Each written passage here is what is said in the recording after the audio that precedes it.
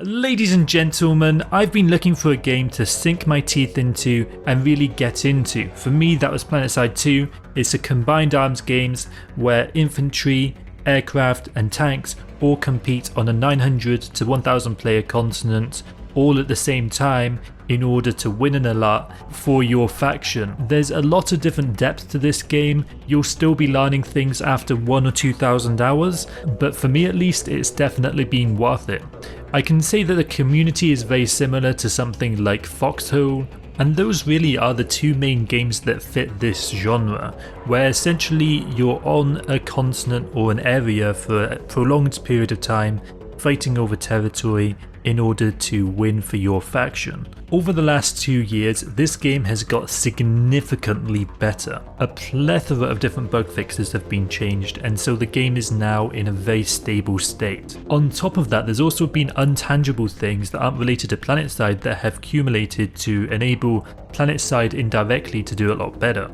For example, instead of having to use TeamSpeak like a boomer, these days everyone uses Discord and it's way better. Communication's never been easier. And for a game like PlanetSide, which is very much about clan coordination, it's very important to have that in the game. And that's been a massive boon to this game, and probably one of the games that's benefited the most from Discord. On top of that, we've also in the last few months had GPU prices come down significantly. You can get a 3060 Ti for 400 quid now, and that's actually under the retail price that it was meant to release at on launch. And because of that, over the next year or two, what we're going to start to see is a lot more people that even in those 96 player fights are going to start to be able to hit 150 FPS, which really is that golden number we're trying to work towards. Ideally 200, but once we're at 150, for a lot of the community, that's really where performance isn't going to be as much of an issue. So on top of those two external developments and all the bug fixes, we've also had a plethora of different updates to this game over the last 2 years. We've had a Bastion which has been added in, which is this big massive ship in the sky, which is super awesome to compete in. We've also had construction added into the game, I think in 2016 initially, and then it's been revised on since then. We've also had changes to the spawn system over time, and we've also had a new continent added in called Osha. This is like a sandy beach episode map, and definitely is a fun thing to see in this game.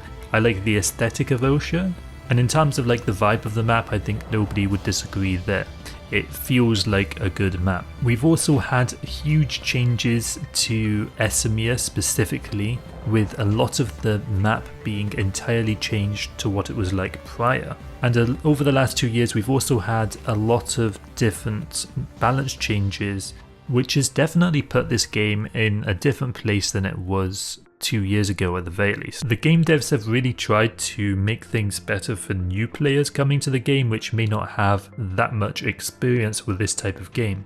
Might get a bit confused and not know what to do. Luckily, because of the tutorial system that they've added in, and on top of that making things a little bit more new player friendly by decreasing the amount of unintuitive systems, it has increased the retention rate for new players, at least to a decent degree.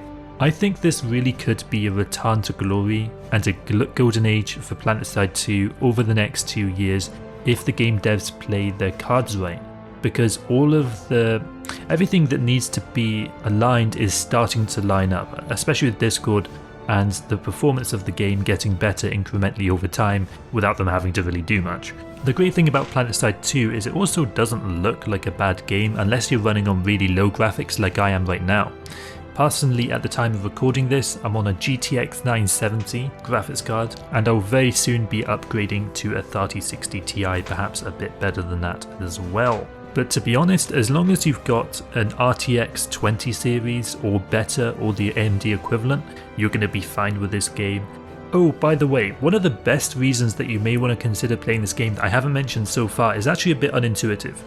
I am always used to growing up playing games with a server browser, and specifically on those server browsers you could consider playing with the same groups of players again and again and get used to playing with the same people again and again, and that had a certain personal human touch to it that I think has become very impersonal in multiplayer games right now. And so games like Halo, Call of Duty, Age of Empires, and even games with specific servers like, say for example, World of Warcraft, it does really recreate that atmosphere where you get to know people and get to see names regularly. And to me, that really is something that shouldn't ever be underplayed in a multiplayer game. It's something that I think in the future, at some point, we're going to return to because it is such a big, unique selling point of PlanetSide 2, and something that really this game is perfect at delivering it. There's a lot of names now that I'll recognise simply because I've been playing against them or with them for so long that it would be difficult not to. Generally during prime time each day, the server will reach maximum capacity for a few hours, which is like 900 people on one map at the same time. I don't think any game currently does more than like 100 people, so this game is extremely popular on each server right now. Now I haven't even touched on all of the different classes and subclasses and all of the different vehicles, and each of them sometimes even having multiple capabilities within each of them, all adding to the combined arms of this game and making each fight feel unique, because nobody's ever in the same place twice, no vehicles in the same place twice, you're not going against the same opponent over and over again, and so because of all of that in combination, you do have, each time you go to a new base, a new feeling, and that really helps keep things fresh. It's really useful that on Combat Medic, there are genuinely like 3 different ways you can play it. On Engineer, there are arguably at least 3 different viable loadouts that you could have. Similarly, on Heavy Assault, there's at least 2. And similarly, in the vehicle front, one vehicle can often perform various different capabilities depending on its loadout. So for aircraft, you might have an air-to-ground loadout, and you may also have an air-to-air loadout. Likewise, on, say for example, an Ant, you might have a loadout that's for construction, you might have one for anti-infantry, and then if you're in the Sunderer, you might have an invisible Sunderer, a repair Sunderer, you may also have a battle bus Sunderer, and you may also have a shield Sunderer. So there's 4 different types right there simply in the Sunderer.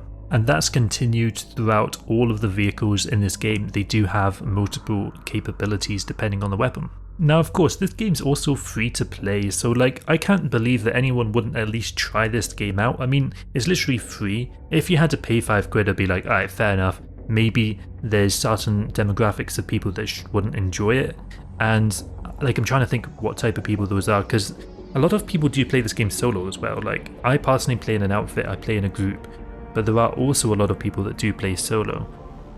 Finding types of people that this game wouldn't be good for, even if you are like a player that likes to play relaxed, you can do construction, you can play as a CQC infiltrator, as a stalker for example, or you can play in a long range sniper role, and so I think there is definitely something there for most groups of players.